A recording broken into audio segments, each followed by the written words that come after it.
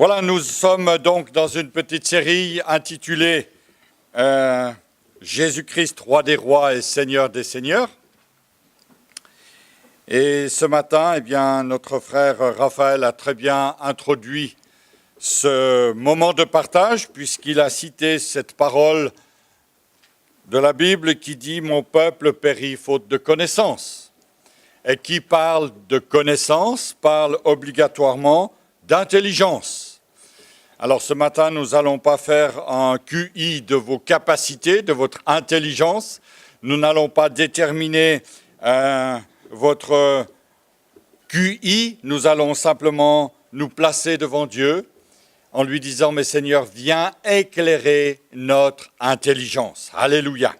C'est pourquoi j'aimerais vous demander d'incliner vos cœurs. Nous voulons demander la grâce de Dieu sur ces moments afin qu'il soit béni pour nos vies. Seigneur, merci de pouvoir nous présenter devant toi maintenant. Éclaire-nous, Seigneur, et dirige-nous. Donne-nous l'intelligence, Seigneur, dont nous avons besoin pour comprendre ta parole et dont j'ai besoin, Seigneur, pour l'expliciter. Que cela, Seigneur, soit fait selon l'analogie de la foi, sous la direction totale et complète du Saint-Esprit. Amen.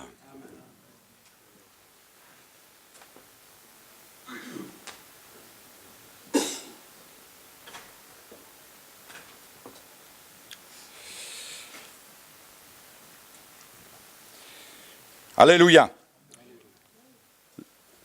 Nous avons vu ces derniers dimanches quelques spécificités, quelques attributs de notre Seigneur. Théophile nous a entretenu dimanche dernier de cette notion de fils de l'homme, fils de Dieu.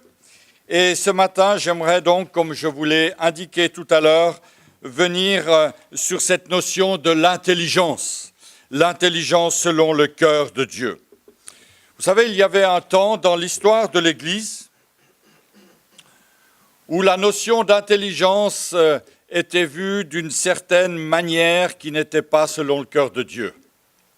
En effet, l'intelligence, celle que nous devons avoir, doit être une intelligence à l'image du roi des rois, à l'image de l'intelligence du roi des rois. Vous êtes peut-être surpris d'entendre que nous avons un Dieu intelligent, un Seigneur intelligent, que le Saint-Esprit est intelligent. Et ce n'est pas forcément ce que nous avons l'habitude d'entendre. En effet, aujourd'hui, ce qui est mis en avant, ce sont la puissance et l'émotion, le sentiment, le vécu, le ressenti. Bien sûr que nous avons un Dieu puissant, bien sûr que nous avons affaire à un Seigneur qui est plein de compassion, qui est plein de sentiments, qui est plein d'amour, qui est plein d'émotions, aller jusqu'à pleurer sur le tombeau de Lazare. Notre Seigneur Jésus est un Seigneur plein d'émotions, c'est vrai, mais c'est un Seigneur plein d'intelligence, une intelligence extraordinaire. Et j'aimerais que nous puissions mettre l'accent non pas seulement sur la puissance, mais également sur l'intelligence, sur la sagesse.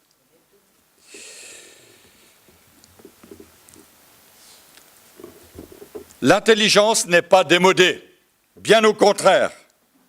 L'intelligence, elle a sa place dans nos cultes, surtout dans un monde où tout est médiatisé, où tout est communiqué. Et nous devons examiner chaque chose sous le regard de la parole de Dieu avec intelligence et sagesse. Alléluia. Et ce matin, j'aimerais particulièrement m'entretenir avec vous de cette notion d'une intelligence renouvelée.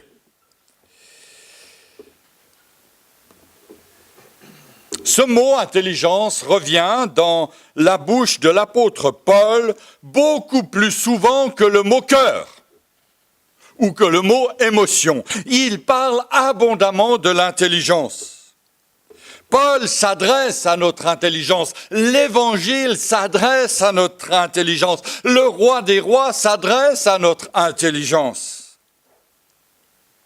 Voilà ce qui est écrit dans la lettre de Paul aux Romains, au chapitre 12. « Je vous exhorte donc, frères, par les compassions de Dieu, à offrir vos corps comme un sacrifice vivant, saint et agréable à Dieu, ce qui sera de votre part un culte raisonnable. » Et il ajoute au verset 2, « Ne vous conformez pas au siècle présent, mais soyez transformés par... » Oh, il y a un blanc dans votre Bible, là.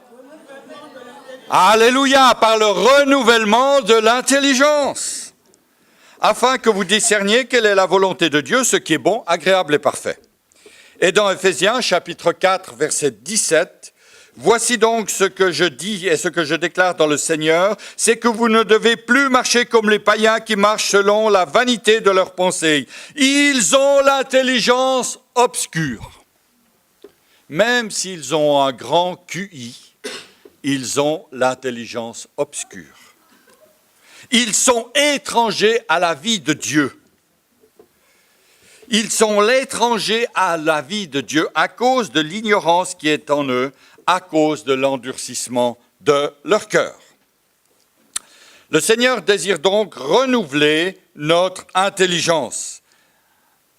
Il désire que notre intelligence soit transformée. Il désire vraiment que notre intelligence soit façonnée.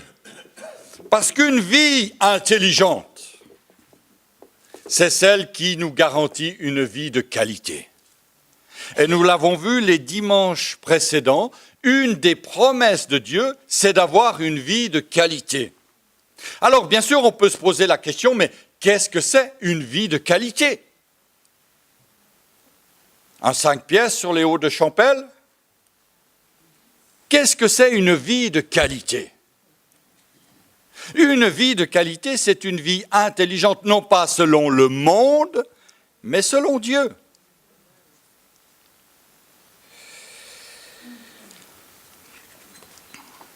L'apôtre Paul nous encourage, nous exhorte, parce qu'une vie intelligente est un témoignage au roi des rois et au Seigneur des seigneurs.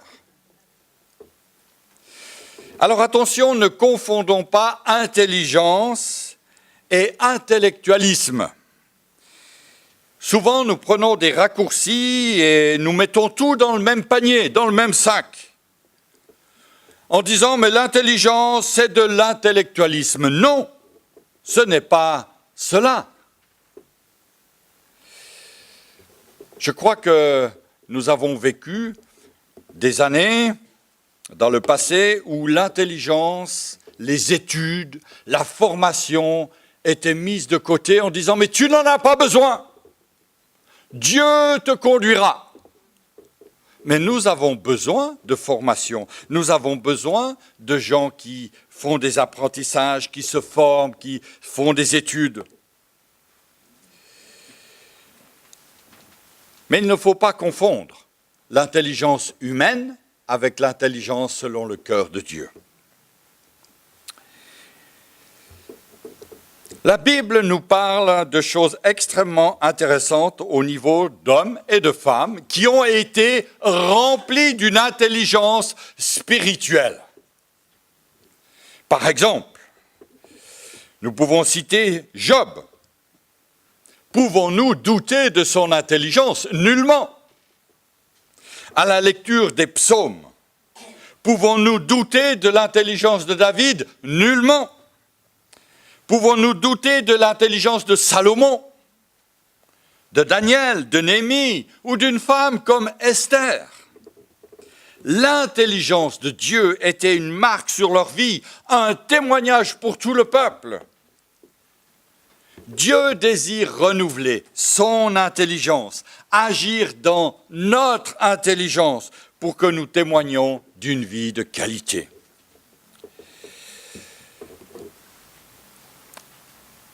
L'intelligence chrétienne a des répercussions sur notre vie, sur notre moralité, sur notre manière de nous comporter dans notre marche quotidienne. L'intelligence chrétienne n'est pas simplement une faculté de réfléchir, de penser, mais c'est aussi une intelligence qui nous permet d'agir. Ainsi, le chrétien doit avoir une vie matérielle exemplaire, dans la gestion de ses biens, dans la gestion de son salaire. Le livre des Proverbes nous enseigne et dit « acquiert l'intelligence ». Ça veut dire « recherche l'intelligence, prends-la ». Qu'elle puisse grandir en toi pour qu'elle soit visible dans ton comportement de chaque jour. L'intelligence chrétienne a aussi des répercussions sur nos sentiments. Je vais même dire sur nos sentiments amoureux. L'intelligence chrétienne se répercute dans nos choix, dans nos relations, dans nos attitudes, dans nos paroles. Et nous possédons cette intelligence de Dieu, mais nous devons la cultiver. Et c'est ce qu'ont fait ces hommes, ces femmes de la Bible. Ils ont cultivé cette intelligence. Quelques mots sur l'intelligence de Dieu. Son intelligence est sans limite, comme sa puissance. Le psalmiste va dire, 147, verset 5, « Notre Seigneur est grand, puissant par sa force, son intelligence n'a point de limite. » Et puis Job va dire à ses amis, « J'ai tout aussi bien que vous de l'intelligence, moi. » Mais cette intelligence, il l'a parce qu'elle vient de Dieu. Lorsque nous considérons la nature, aujourd'hui, dans ces journées magnifiques de l'automne, nous ne pouvons que dire, mais Dieu est intelligent. Dieu est magnifique. Dieu est extraordinaire. Il a tout créé d'une manière merveilleuse. Tout est organisé, tout est planifié, même les étoiles dans le ciel sont organisées à l'intelligence de Dieu. Ses œuvres témoignent de l'intelligence. Sa parole aussi nous témoigne de son intelligence. Sa parole confond même la sagesse des hommes.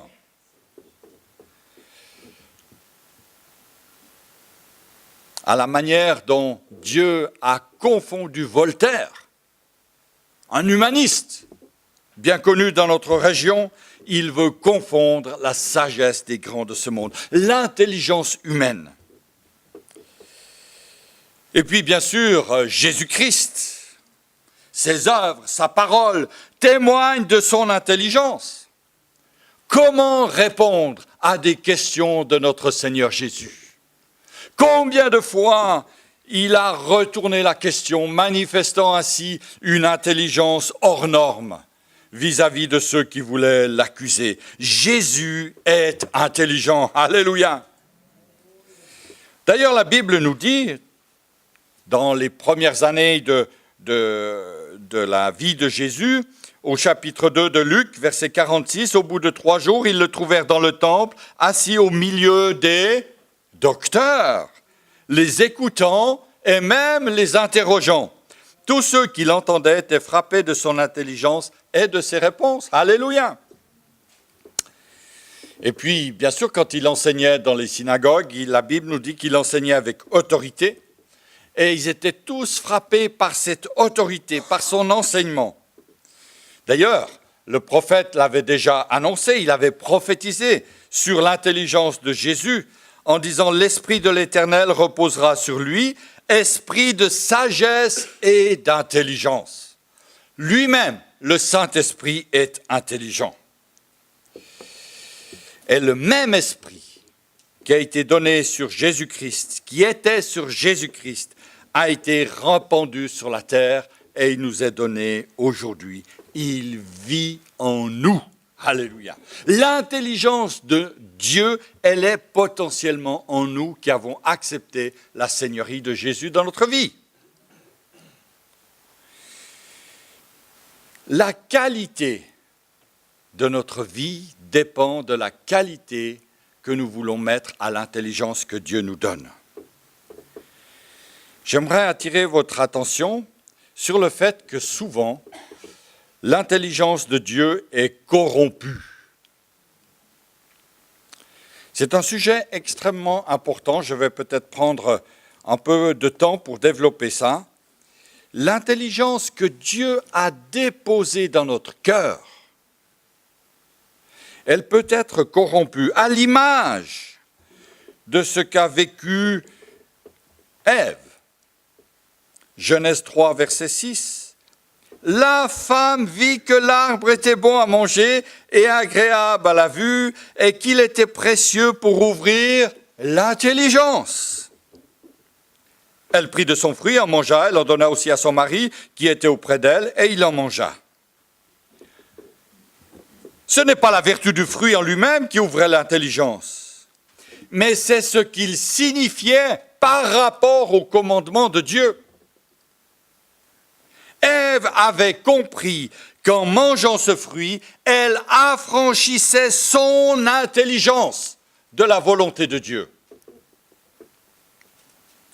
Elle aurait contrôle sur sa propre intelligence. Une intelligence corrompue. Une tentation qui frappe aussi malheureusement beaucoup de chrétiens aujourd'hui. La tentation de s'affranchir de notre Seigneur.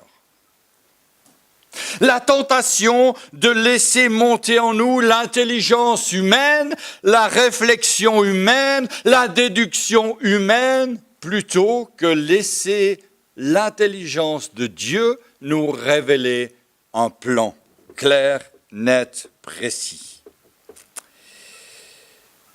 Adam et Ève, suite à cela, ont pris connaissance du bien et du mal, mais à quel prix ? Au prix d'être séparés de Dieu, au prix d'une communion rompue avec Dieu, et leur intelligence a été corrompue. L'apôtre Paul va reprendre cette notion en disant, toujours aux Romains, chapitre 1, verset 21, « Puisqu'ayant connu Dieu, ils ne l'ont point glorifié comme Dieu, et ne lui ont point rendu grâce, mais ils se sont égarés dans leurs pensées, et leur cœur sans intelligence a été plongé dans les ténèbres. » Ils se sont égarés. Lorsque le cœur est corrompu, il s'égare. Au lieu d'adorer le Créateur, les hommes ont commencé à adorer la créature. Oh, que je suis beau, que je suis bien, que je suis intelligent, je suis le meilleur pasteur de la ville, de la Suisse même. L'homme a commencé à se glorifier parce que son intelligence a été corrompue. Et lorsque la gloire personnelle frappe à la porte, l'intelligence de Dieu se retire. Et ce ne sont que des échecs.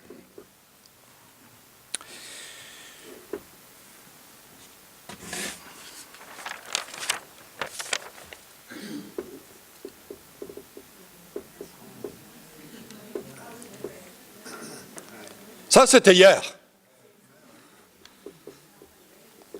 Croyance. Pourquoi les Suisses préfèrent le surnaturel à la religion ? Alors, je n'ai pas volé la manchette, j'ai été demander au monsieur si je pouvais l'avoir. Je lui ai acheté le journal, en même temps j'ai fait le plein d'essence pour la voiture. Puis il m'a dit à la station-service, « Ça vous intéresse ce sujet, monsieur ?» Et comment que ça m'intéresse ? Je suis pasteur. Puis j'ai acheté le journal, j'ai lu le journal. Et là, je suis un petit peu tombé sur mon arrière-train. Qui a lu l'article ?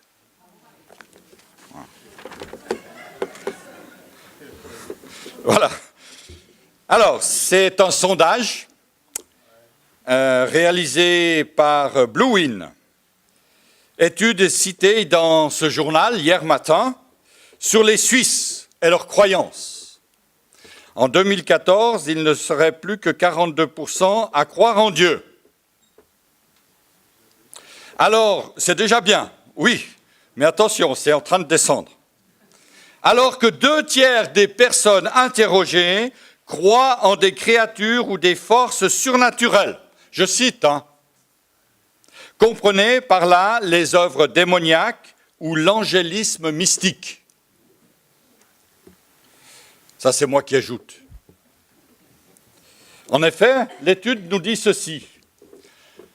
24% des Suisses croient aux anges. Et là, on pourrait dire Alléluia.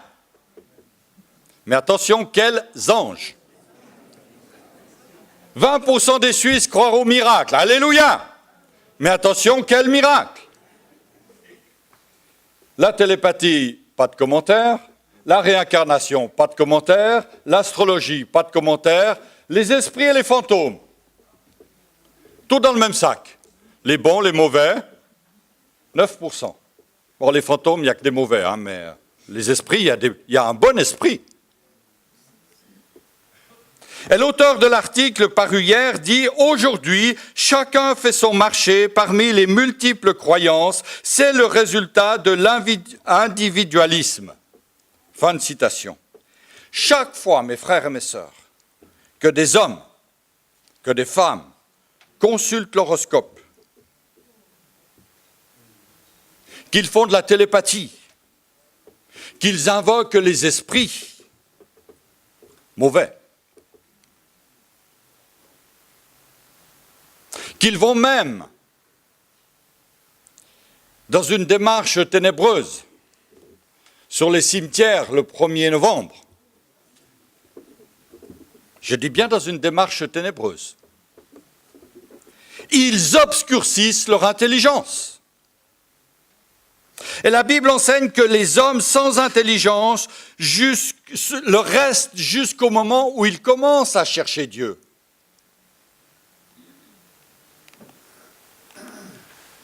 Du haut du ciel, le Seigneur se penche pour observer les humains, pour voir s'il y a quelqu'un d'intelligent qui se tourne vers lui.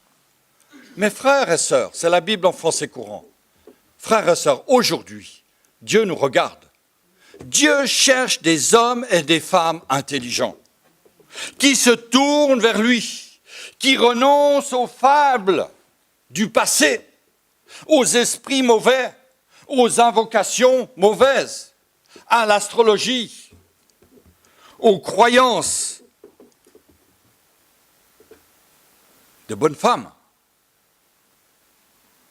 de sorciers, de marabouts. Toutes ces philosophies nuisent à l'humanité. Et tout cela est frappé de folie devant Dieu. Et cela ne servira jamais de salut à aucun homme. Pierre dit qu'au retour du Seigneur, tout sera consumé par le feu. Il ne restera rien. Et cette intelligence humaine, ces invocations d'esprit sont inutiles, car elles ne cherchent pas à connaître Dieu. Bien au contraire, elles veulent éloigner l'homme de Dieu. Et aujourd'hui, comme le dit l'auteur de l'article, chacun fait son marché comme il va le samedi le faire pour des produits de première nécessité. Il prend n'importe quoi, ce qui lui plaît, quand il veut, comme il veut, et avec la dose qu'il veut. L'apôtre Paul parle de ces hommes qui sont zélés pour le Seigneur. Et il va même rendre témoignage à ses pairs, à ces hommes, à ces pharisiens, à ces docteurs de la loi. Et il dit, je rends le témoignage qu'ils ont du zèle pour Dieu, mais sans intelligence. Il est dit au sujet de ces Juifs qu'ils sont zélés pour Dieu, mais qu'ils le cherchent sans intelligence. Mes frères et mes sœurs, dans ce ton de confusion, cherchons le Seigneur avec intelligence. Parce que l'apôtre Paul pourrait le dire aussi de bon nombre de chrétiens. Ils cherchent Dieu sans intelligence. Les Juifs étaient plongés dans leurs lois, leurs traditions, leurs coutumes. Même Paul va dire qu'il avait un zèle excessif avant sa conversion. C'était un zèle sans intelligence, qui ne pouvait bien sûr pas amener la bénédiction. Comme ses compatriotes, il ne comprenait pas les voies de Dieu. Il va même dire, dans sa lettre aux Corinthiens, ils sont devenus durs d'entendement. Ça, c'est pas dur de la feuille, hein. Moi, je suis un peu dur de la feuille maintenant. Surtout quand on a des petits bruits de sonos le matin, là. Waouh. On devient dur de la feuille. Mais Paul ne parle pas des gens qui sont durs de la feuille, il parle des gens qui sont durs de l'entendement. C'est-à-dire que leur intelligence est obscure, elle est corrompue.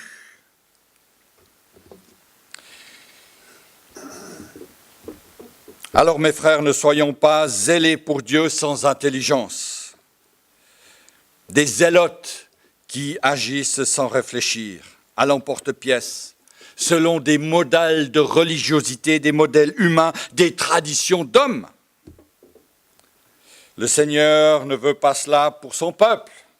Il veut que nous soyons intelligents spirituellement parlant. Alléluia. Alors nous avons besoin de cette intelligence nouvelle. Dieu cherche ce peuple intelligent. Et le psalmiste va dire dans le psaume 32 au verset 9, « Ne soyez pas comme un cheval ou un mulet sans intelligence. On les bride avec un frein et un mors dont on les part, alors qu'ils ne s'approchent point de toi. » Ne nous comportons pas comme des animaux, sans aucune réflexion. Le Seigneur nous demande d'être intelligents. Il nous demande de nous laisser guider par le Saint-Esprit. Et le premier signe d'une intelligence renouvelée est de savoir se laisser guider par le Seigneur. Que le Seigneur puisse lui-même mettre le mors, la bride sur notre langue, dans notre comportement, afin de pouvoir retenir nos actions, nos paroles, afin que ces paroles qui sortent de notre bouche ne soient pas des paroles critiques ou de jugement, mais des paroles qui édifient. Alléluia. C'est ça l'intelligence humaine.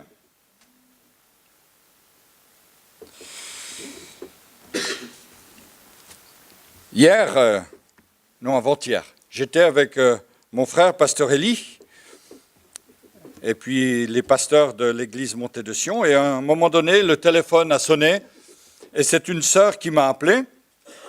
Waouh, j'ai dû tenir le téléphone comme ça. Et comme je vous l'ai dit, je suis déjà un peu dur de la feuille. Alors vous pensez donc le volume qu'elle avait. Une langue de vipère. N'est-ce pas, mon frère? Bon, ce n'est pas une sœur parmi vous. Alléluia. Ne cherchez pas. Hein. Mais c'est terrible d'avoir des langues comme cela.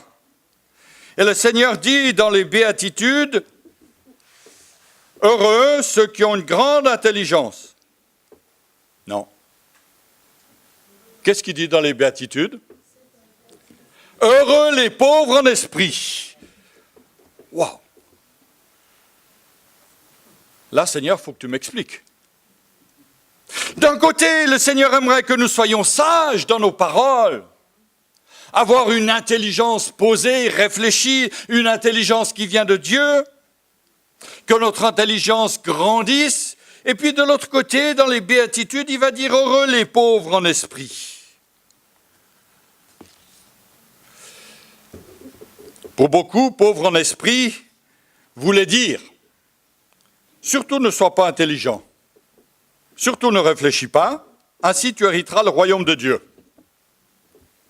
Mais ce n'est pas du tout cela. Pauvre en esprit ne veut pas dire ne pas avoir d'intelligence, ne pas réfléchir. Cela veut dire reconnaître nos limites, la limite de ma compréhension, la limite de mes capacités, la limite de mon intelligence. Seigneur, instruis-moi. Seigneur, parle-moi. Apporte-moi, Seigneur, dans cette situation, les paroles qu'il faut. Je reconnais, Seigneur, que je suis pauvre en esprit. Je reconnais mes limites. Heureux les pauvres en esprit est une disposition d'intelligence et d'esprit qui repousse l'arrogance et qui manifeste l'humilité et la crainte de Dieu. Lorsque je dis « Seigneur, instruis-moi »,« Seigneur, conduis-moi »,« Seigneur, dirige-moi », je manifeste les fruits de l'intelligence de Dieu. Dieu veut renouveler notre intelligence, bien sûr, parce que cette intelligence est un don de Dieu, cela vient de Dieu. Job va le dire, en réalité, dans l'homme, c'est l'esprit, le souffle du Dieu Tout-Puissant qui donne l'intelligence. C'est l'esprit qui donne l'intelligence. Dieu veut nous rendre intelligents, mais il sait que nous n'avons pas la capacité en nous-mêmes d'obtenir cette intelligence. Je ne peux pas frapper à la porte de Dieu et lui dire « Seigneur, ça fait 30 ans que je suis chrétien, maintenant c'est le moment que tu me donnes l'intelligence. » Je ne peux pas. Nous devons nous approcher de notre Père et lui dire « Seigneur, je fléchis les genoux devant toi. » Dans toutes ces situations, Seigneur, je veux reconnaître que c'est que le Saint-Esprit qui va me conduire. L'esprit d'intelligence. Tout ce qui contribue à la piété est déjà en nous. Même l'intelligence de Dieu est en nous. On pourrait dire, on pourrait chanter même, j'ai l'intelligence de Dieu en moi. Et le Seigneur dit, il nous répondrait du haut du ciel, vas-y, manifeste-la. Vas-y, mets-la en action ton intelligence. Et par son intelligence, nous apprenons à mettre de l'ordre dans nos vies, à faire des choix, notamment dans nos relations, à être intelligents dans nos biens matériels, dans notre gestion de tous les jours. Je crois que la première chose à faire dans notre marche chrétienne, c'est d'apprendre le comportement, à ne pas nous laisser attirer par toutes les doctrines de séduction qui sont sous un vernis de religion, un vernis alléchant peut-être.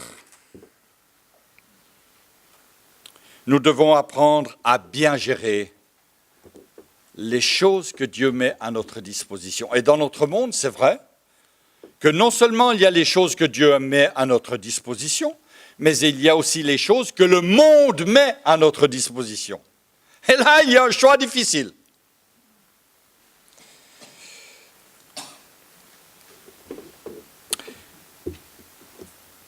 Comment est-ce que, Seigneur, je vais gérer mon argent?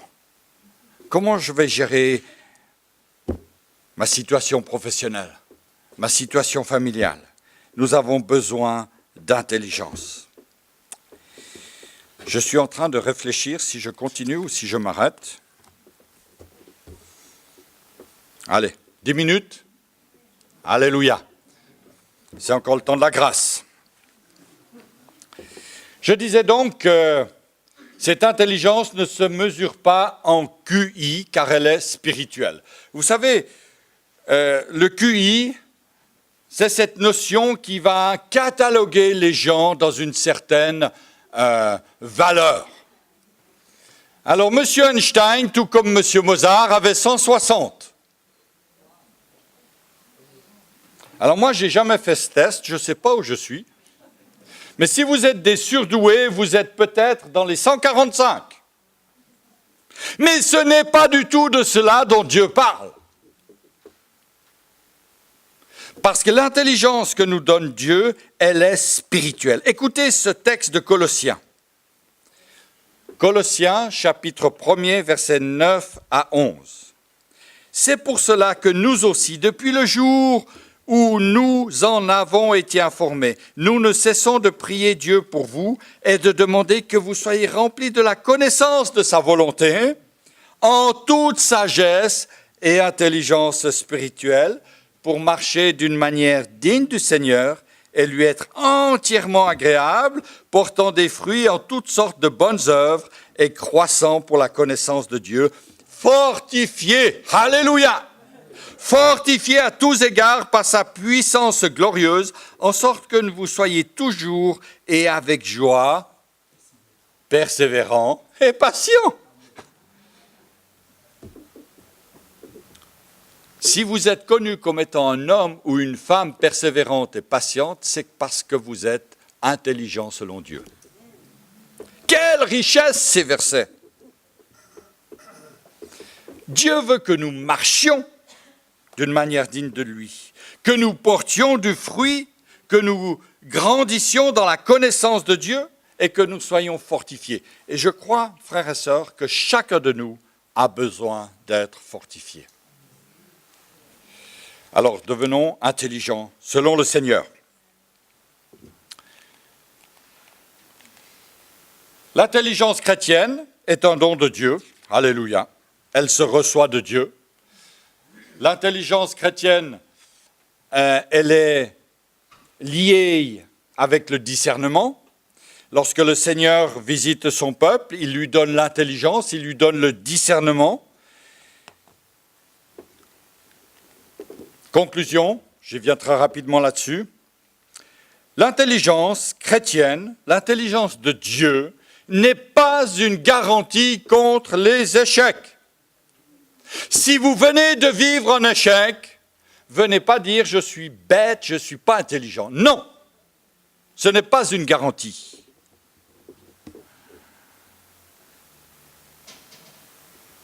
Nous n'aurons dans la vie pas que des succès, mais dans nos échecs, nous montrerons une intelligence spirituelle par une attitude digne du Seigneur des Seigneurs. Ce n'est pas non plus une garantie contre les tâtonnements. Nous avons du mal à nous enlever cette idée que l'homme de Dieu avance tout droit sans que rien lui résiste. Un vrai caterpillar bulldozer. Il fonce. Je suis un homme de Dieu, je fonce. Je suis une femme de Dieu, je fonce. L'apôtre Paul lui-même tâtonnera à plusieurs reprises. Est-ce dire qu'il n'avait pas l'intelligence spirituelle? Non. Lorsque les portes se ferment devant lui et que l'esprit l'empêche d'aller à tel et tel endroit, que va-t-il faire? Certains vont même lui dire « Tu as dit que tu ferais cela, tu ne l'as pas fait, tes paroles ne sont pas oui et amen. » C'était le reproche qu'on lui a fait. Mais l'apôtre Paul va répondre « Pour ce qui est des paroles de Dieu, c'est oui et amen. » C'est sûr. Mais après, c'est Dieu qui dispose de ma vie. Je ne contrôle pas toujours les événements. Paul a tâtonné. Alors il y a des domaines où il ne nous est pas permis de tâtonner. C'est vrai. Ne me faites pas dire ce que je n'ai pas dit. Principalement dans le choix d'un conjoint. On ne va pas par tâtonnement. Mais l'intelligence de Dieu